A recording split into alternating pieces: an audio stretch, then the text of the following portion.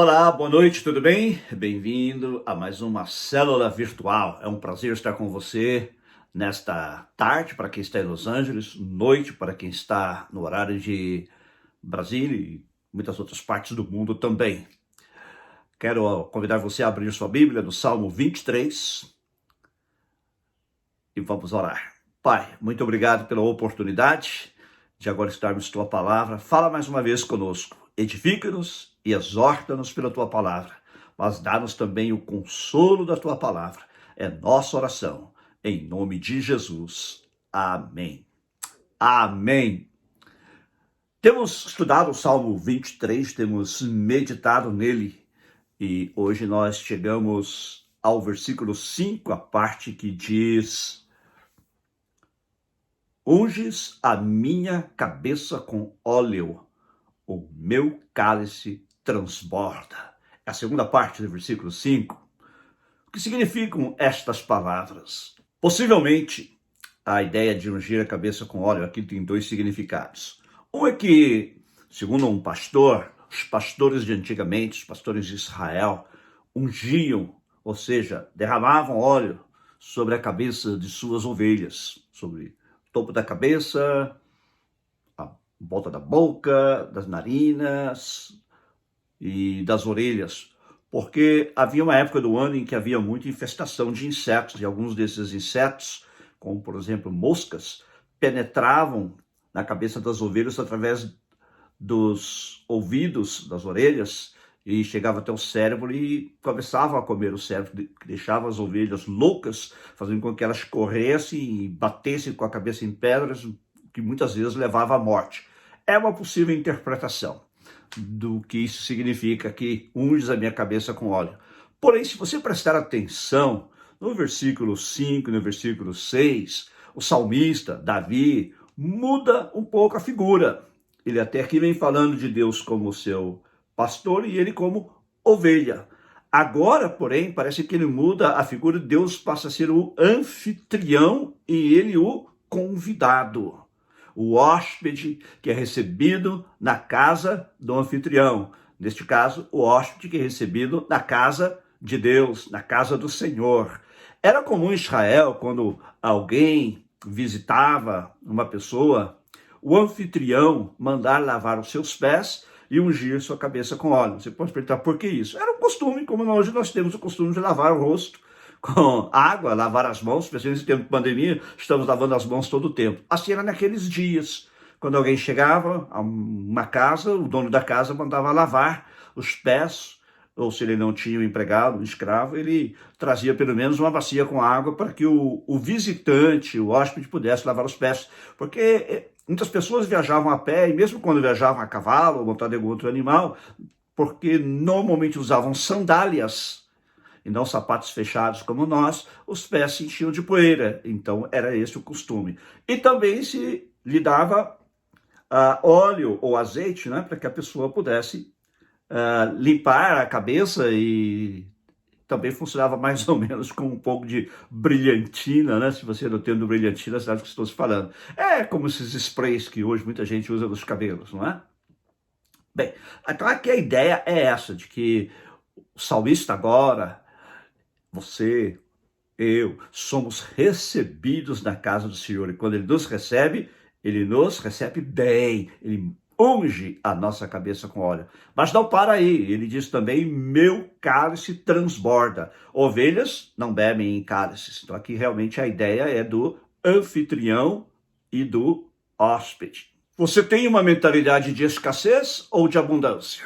O óleo também, em toda a Bíblia, é um símbolo do Espírito Santo.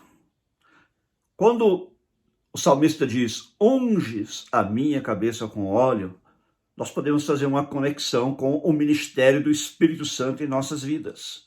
Nós precisamos da unção do Espírito Santo. Nós precisamos que o Espírito Santo esteja sobre nós.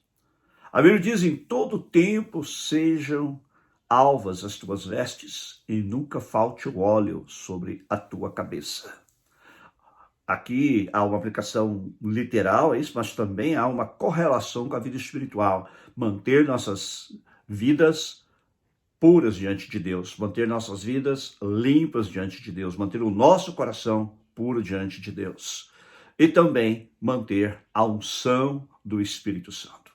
O Espírito Santo é muito importante em nossas vidas. Primeiro, é ele quem nos convence do pecado.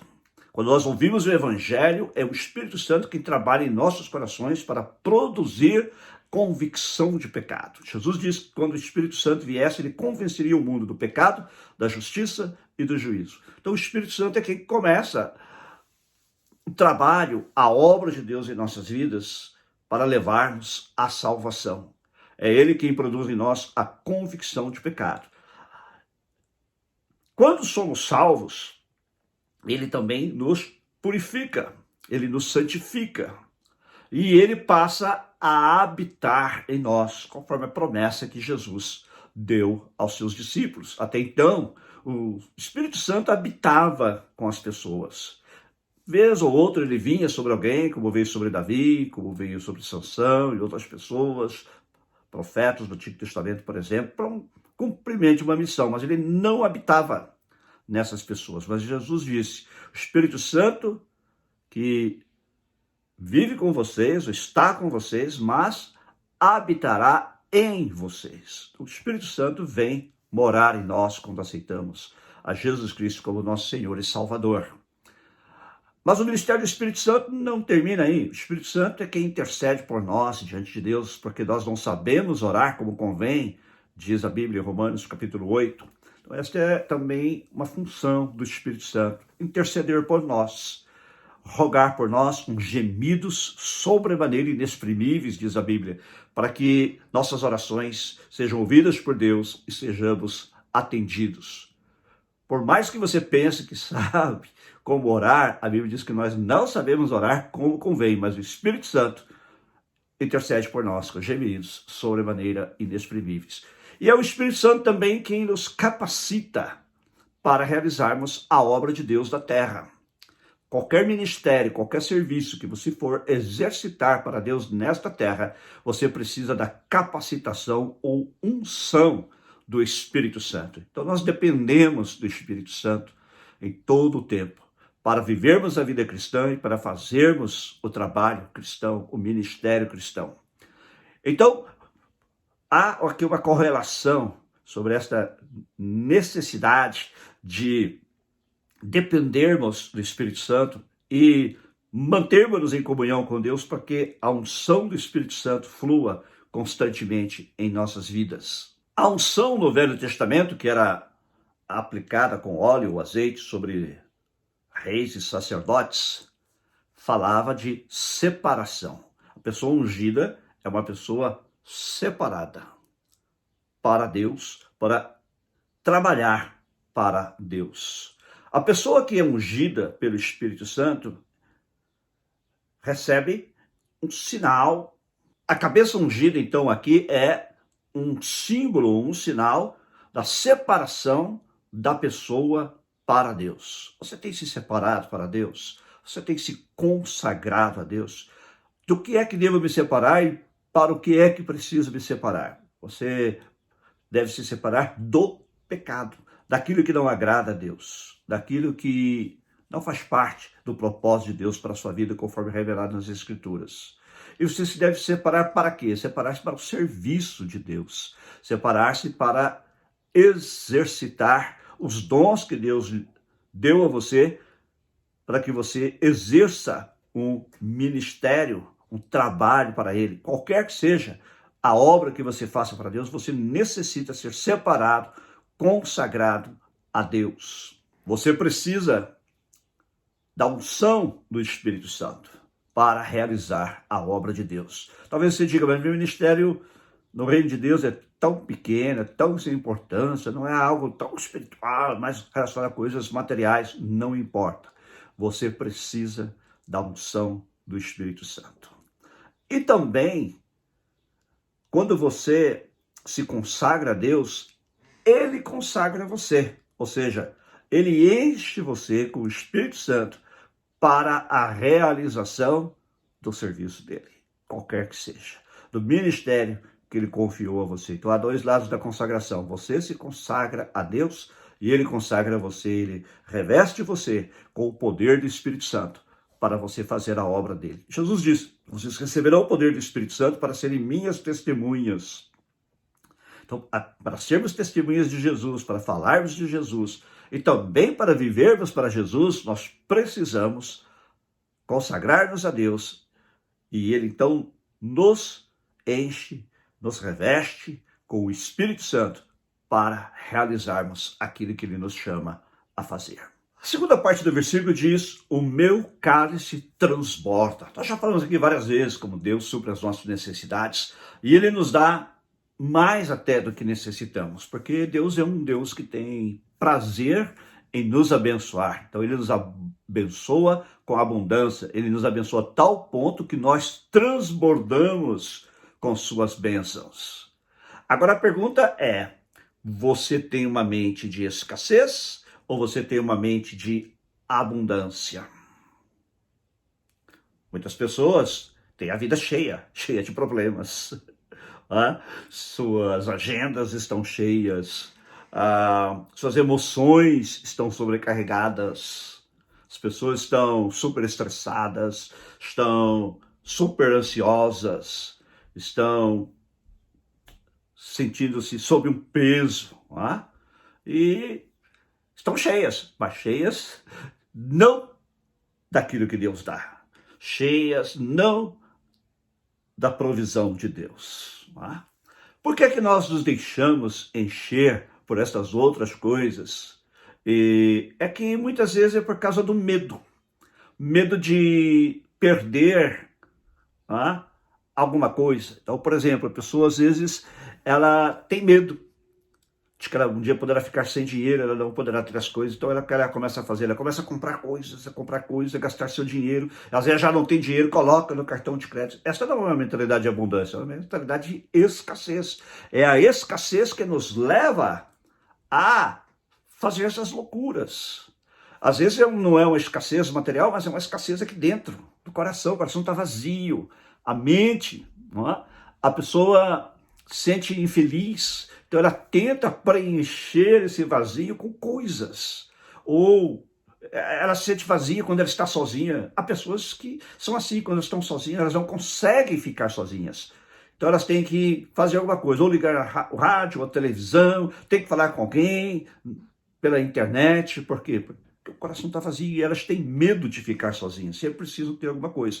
Então elas precisam comprar coisas para preencher esse vazio, ou elas têm que se entregar a muitas atividades para preencher esse vazio, daí que a sua agenda fica cheia e elas não têm tempo para ficar a sós consigo mesmas, elas não têm tempo para ficar a sós com Deus e elas não têm tempo para simplesmente se calar. Desfrutar de um momento de silêncio, um momento de tranquilidade, um momento de que não se pensa necessariamente nos problemas da vida, das coisas da vida, mas simplesmente a pessoa simplesmente fica tranquila, quieta e também tem a oportunidade de ouvir a voz de Deus. Mas muitas pessoas não conseguem. Muitas pessoas não conseguem. Agora, Deus quer que você vá da escassez para a abundância. Deus quer que você experimente a vontade dele. É disso que o salmista está falando aqui. Unges a minha cabeça com óleo, me recebes, o meu cálice transborda. É isso que a gente falou da última vez, que Deus coloca diante de mim, ou perante mim, uma mesa na presença dos meus inimigos. Então, uma mesa farta, a mesa de Deus é farta. Mas agora o meu cálice transborda, ou seja, eu estou desfrutando desta abundância que Deus nos dá. Deus quer que você, então, saia da mentalidade da escassez e passe a desfrutar da mentalidade da abundância. E, de fato, há muitas promessas na Bíblia. Muitas vezes na Bíblia, Deus diz que Ele quer suprir as suas necessidades e Ele pode supri-las. Nestas últimas semanas temos falado nos nossos cultos e encerramos ontem uma campanha de 40 dias de oração e transformação, em que falamos como Deus não só quer, mas como Ele pode suprir as nossas necessidades, porque Ele é um Pai compassivo, Ele é um Pai chegado, E ele também é um pai competente, capaz de suprir as nossas necessidades. E aqui o salmista está falando disso. Eu cheguei à casa de Deus e ele me recebeu e ele está suprindo as minhas necessidades. E eu tenho não só para beber, tenho não só o suficiente para beber, mas eu tenho em abundância. Está transbordando. Rick Warren diz que quando você tem a mentalidade de escassez, você pensa constantemente: eu não tenho tempo suficiente para as coisas que eu gostaria de fazer, eu não tenho dinheiro suficiente, eu não tenho energia suficiente, eu não tenho contatos suficientes, eu não tenho oportunidades suficientes, eu não tenho conhecimento suficiente, eu não tenho educação suficiente, ou o que seja. Essa é a mentalidade de quem é dominado pela escassez, não é? Pela escassez. Parece que você sempre está atrasado, ou que você sempre tem falta de algo. Se é dinheiro, parece que sempre falta $1 ou R$ 1, não é? Ou a quem $1, R$ 1, parece que nunca é o suficiente. É que a mentalidade de escassez, ela se foca nos seus recursos limitados. E o resultado é essa vida. Você sente esse peso, se sente sobrecarregado. Por outro lado, a mentalidade de abundância foca nos recursos de Deus. A de escassez foca nos meus próprios recursos, mas a mentalidade de abundância foca nos recursos de Deus. E os recursos de Deus são ilimitados. E o resultado é que quando eu foco nos recursos de Deus, o resultado na minha vida, então, é ter uma vida que transborda, uma vida transbordante, uma vida abundante. Rick Warren, ele usa uma ilustração muito interessante. Ele diz assim: as providências de Deus, ou as provisões de Deus, são assim. Deus não nos dá uma única torta e nós temos que dividir com todo mundo. Não. Ele é uma fábrica de torta. Nunca vai acabar, né? Ou seja, os recursos de Deus nunca vão acabar. E a Bíblia fala muitas vezes de abundância, fala de transbordamento, fala de prosperidade. Isto aqui não tem nada a ver com a chamada teologia da prosperidade, que diz que todo cristão tem que prosperar e ficar rico. Não. Mas a Bíblia, de fato, fala em prosperidade muitas vezes. Um versículo muito conhecido é Jeremias 29:11, onde Deus diz: eu é que sei os planos que tenho para vocês. Planos de prosperidade, ele diz. Entre outras coisas, planos de prosperidade. Prosperidade, já falei muitas vezes aqui, não é apenas riqueza material. Prosperidade é você ter uma vida equilibrada e você ter essa mentalidade de abundância, sabendo que Deus faz transbordar em sua vida as coisas que você precisa e mais além do que você precisa. É o que o apóstolo Paulo diz, não é? Que Deus é poderoso, é capaz de fazer tudo muito mais infinitamente, ou conforme outra tradução, tudo muito mais abundantemente, além do que pedimos ou pensamos. Pense nas suas necessidades da seguinte maneira: eu tenho essas necessidades. Quem as pode suprir? Deus. Mas eu também, além das necessidades, tenho alguns desejos, tenho alguns sonhos. Quem pode torná-los em realidade? Deus. Ontem falei sobre isso também, no domingo, falei sobre isso também na nossa mensagem, dizendo que os desejos que vêm ao nosso coração são colocados aí por Deus. É claro que os desejos podem ser pervertidos, eles podem ser mal utilizados, eles podem ser distorcidos, não é? Por exemplo, o desejo do sexo, quem colocou em nós foi Deus. Mas se eu não pratico sexo dentro do ambiente que Deus estabeleceu para o sexo ser exercido, que é dentro do casamento entre um homem e uma mulher, o que significa? Significa, então, que estou distorcendo o desejo. Estou mal utilizando o desejo. Então, Satanás também pode distorcer os nossos desejos e muitas vezes nós ouvimos a voz dele em vez de ouvirmos a voz de Deus. Mas Deus é quem nos dá os desejos. E você pode, à medida que você caminha com Deus, você ora a Deus, você lê a palavra de Deus, você começa a discernir entre os bons desejos e os maus desejos. Desejos que são saudáveis, desejos que são prejudiciais, e assim por diante. E aqueles desejos que são desejos bons, Deus tem prazer em tornar essa realidade em sua vida.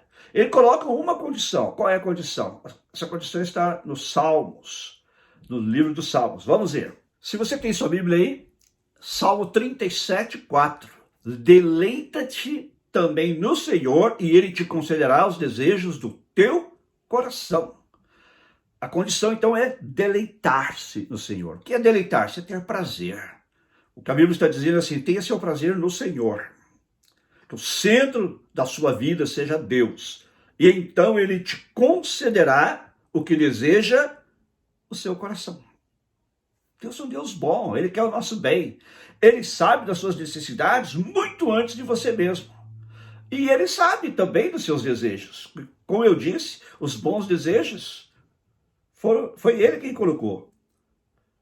E Ele colocou desejos que também eram bons, mas que nós distorcemos muitas vezes. Porém, os desejos vêm de Deus. Agora, quando o meu coração está em Deus, o meu prazer está em Deus, o meu foco está em Deus, Ele diz, deleita-te e eu te considerei os desejos do teu coração. Este é o prazer de Deus, deleita-te em mim, diz Deus, e eu te concederei os desejos do teu coração. Que eu seja o centro da sua vida, então eu considerei os desejos do seu coração. E o mesmo é verdade também em relação aos nossos sonhos. Muitos de nós temos sonhos até grandiosos. E qual é o problema? Nenhum, porque é Deus quem nos dá sonhos. Sonhos também podem ser distorcidos, ou a realização dos sonhos pode ser distorcidos, ou quando esses sonhos se tornam desejos, podem ser distorcidos, podem ser desviados do propósito original de Deus. Mas é Deus quem nos dá sonhos. Por isso que Paulo diz, olha, Deus é poderoso para fazer tudo muito mais abundantemente, além do que pedimos ou pensamos. O pensamento que está realizado, está ligado aos sonhos, não é? Onde é que os sonhos nascem? Nasce no seu coração, nasce na sua mente. E à medida que você caminha com Deus, esses sonhos podem se tornar realidade. Quais são os sonhos que você tem na sua vida? Deus quer realizá-los, desde que você esteja de acordo com a condição que Ele coloca, que é que o seu deleite, o seu prazer esteja nele. Se Deus é o centro da sua vida, ou até para colocar de outra maneira, se Ele é a fonte da sua vida, você não precisa se preocupar que as coisas vão faltar. Ele proverá para você, é a promessa dele. Você pode perder seu emprego, Ele lhe dará outro. Você pode perder algo que você estimava muito, Ele pode lhe dar outro. Deus é tremendo e a sua capacidade de preencher as nossas necessidades é infinita. Ele tem um suprimento infinito, porque Ele é bom. Em primeiro lugar, Ele é bom. Aqui é o que o salmista diz, Ele me recebe de tal maneira que Ele coloca diante de mim uma mesa com abundância e Ele faz com que o meu cálice transborde. Sabe quando você vai assim a algum lugar, uma festa, e você tem ali o cálice, um copo, e alguém serve uma bebida, e aquela bebida vai subindo, subindo, e chega a derramar pelos lados? Assim é Deus. Assim é Deus. Não quer dizer que Deus vai suprir tudo que você quer, não. Mas Ele vai suprir tudo o que você precisa. E ainda, por sua bondade, Ele vai também dar algumas das coisas que você quer, das coisas que você deseja. A promessa dele, se você andar com Ele. Jesus disse, eu vim para que tenham vida e a tenham com abundância. Essa vida de que Jesus está falando é vida eterna. Você vai viver eternamente com Deus. Mas aqui da terra você já começa a experimentar um pouco do que é a vida eterna, porque você recebe a vida eterna no momento que você encontra Cristo, no momento que você recebe Cristo como seu Senhor e Salvador. Vida eterna não é algo que vai acontecer no céu, não, ela começa aqui. Por isso que Jesus diz, e a Bíblia reafirma várias vezes, que quem crê nele tem a vida eterna. Não é terá a vida eterna, tem a vida eterna. Olha, lá você é o que vai ter abundância, alegria, felicidade, não é? Nós vamos ser plenos da bondade, da alegria, da bênção, da paz de Deus. Então nós já começamos a experimentar isso aqui.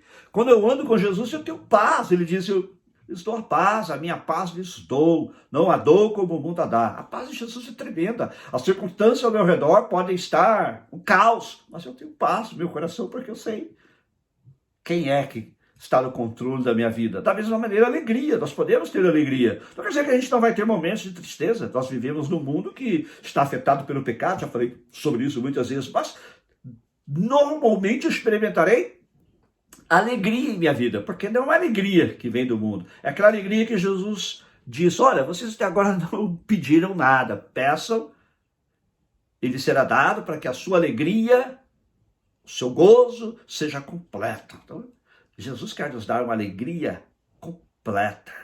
Eu posso ter essa alegria completa em Jesus. Jesus é o bom pastor e ele tem prazer em suprir para as suas ovelhas e dar-nos em abundância o que nós necessitamos.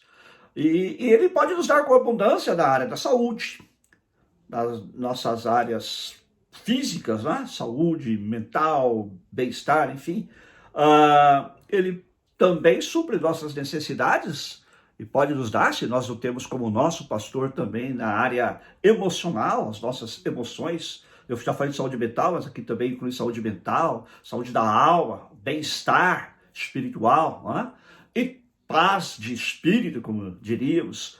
Também as nossas necessidades relacionais, nossos relacionamentos com a esposa, com o esposo, com os filhos, com os pais. Ou se não temos ninguém, ele também pode nos dar uma esposa, um esposo, a você, que é mulher, não é? Se você o busca. E também ele pode estar disposto a suprir as nossas necessidades financeiras. Por que não? Dinheiro é algo importante nas nossas vidas. E Deus diz que dele é o ouro e dele é a prata. Ele está dizendo que o dinheiro é todo dele. Então, ele pode e é capaz de perfeitamente, plenamente suprir as nossas necessidades financeiras e todas as nossas necessidades. Este cálice, portanto, significa uma vida de satisfação abundante. O meu cálice transborda. Significa também uma vida de bênção para outros. Eu sou chamado por Deus para também abençoar outras vidas. Daquilo que Deus me deu, como por exemplo das coisas materiais, eu sou chamado por Deus para também abençoar a outros, compartilhar com outros da abundância que Ele me deu. E também sou chamado por Deus, sou comissionado por Deus para falar da salvação, que só Jesus Cristo pode dar. Anunciar o perdão dos pecados, compartilhar com as pessoas sobre quem Jesus é, que ele morreu pelos nossos pecados, para nos perdoar e nos dar a salvação e a vida eterna. E também significa uma vida de testemunho alegre. Meu cálice transporta. Devo dar testemunho com a minha vida, com as minhas ações e também com as minhas palavras, mostrando o que Deus fez por mim, mostrando como Ele tem suprido minhas necessidades em todas as áreas, espiritual, física, financeira, relacional, etc. E isso não é de maravilhar quando, como diz o salmista em outro lugar, o Senhor é a porção do meu cálice. Deus te abençoe grandemente. Gostaria de orar com você agora. Senhor, eu oro agora por todos que nos assistem. Ó Deus, a tua palavra diz que tu és um Deus que tem prazer em suprir as nossas necessidades, mas que tu também nos dás além das nossas necessidades. Por isso, como disse o salmista, o meu cálice transborda. Tu não queres, Senhor, que tenhamos uma mentalidade de escassez, mas uma mentalidade de abundância. Por isso eu te peço que visites cada coração neste momento. E aquelas pessoas que têm a mentalidade de escassez, muda, Senhor, esta mentalidade. Transforma esta mentalidade pelo teu Espírito Santo. E começa nesta noite a dar-lhes a mentalidade de abundância. Senhor é o meu pastor, nada me faltará. Preparas uma mesa perante mim, unjas a minha cabeça com óleo, o meu cálice transborda. Que todos, Senhor, venham a ter uma experiência contigo. Lembrando-se também, Senhor, de que para que isso aconteça, o centro da nossa vida, a fonte da nossa vida precisa ser reconhecida, que é o Senhor. Que estas pessoas possam se lembrar da promessa que o Senhor fez Deleita-te no Senhor e Ele te concederá os desejos do teu coração. Que o nosso prazer, o nosso deleite possa estar em Ti, Senhor. E que nos lembremos também de que as bênçãos não são só para nós, mas também para compartilharmos com outros. Tanto as bênçãos materiais como as bênçãos espirituais. E, Senhor, possamos nos lembrar, nós que somos cristãos, de que é também nossa incumbência, nossa comissão, falar do Teu amor, anunciar Jesus às pessoas ao nosso redor. E usa-nos a fazê-lo. E ajuda-nos a lembrar também, Senhor, que para que isto aconteça, o óleo, a unção do Espírito Santo precisa estar sobre nós. Unges a minha cabeça com óleo. Ajuda-nos a viver vidas separadas para Ti, consagradas para Ti, para que tudo isso seja realidade em nossas vidas.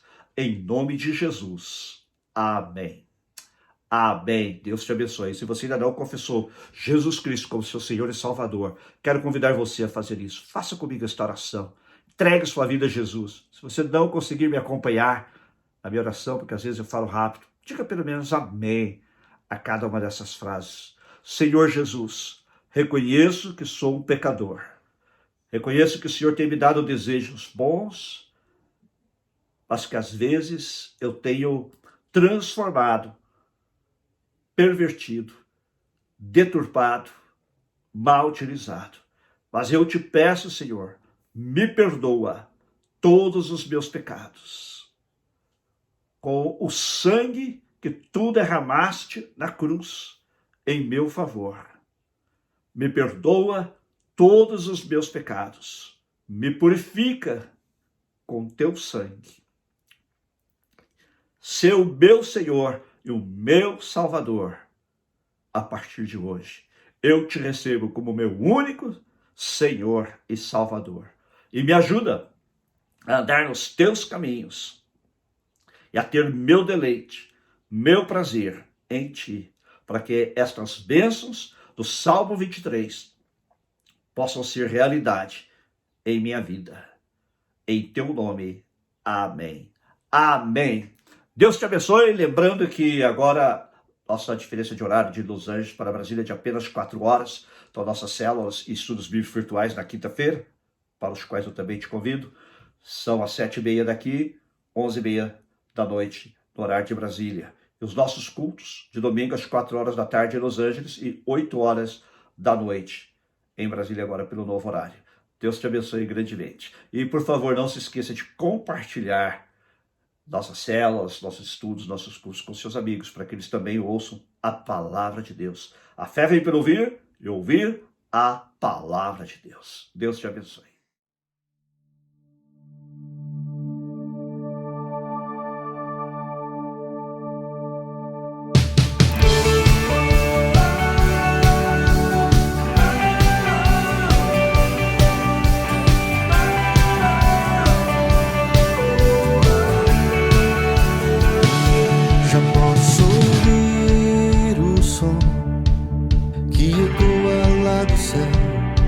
Já posso ouvir as palmas de celebração.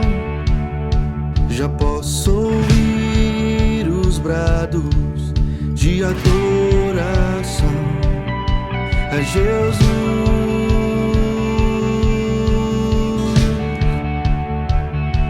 Já posso ouvir o som que ecoa lá do céu.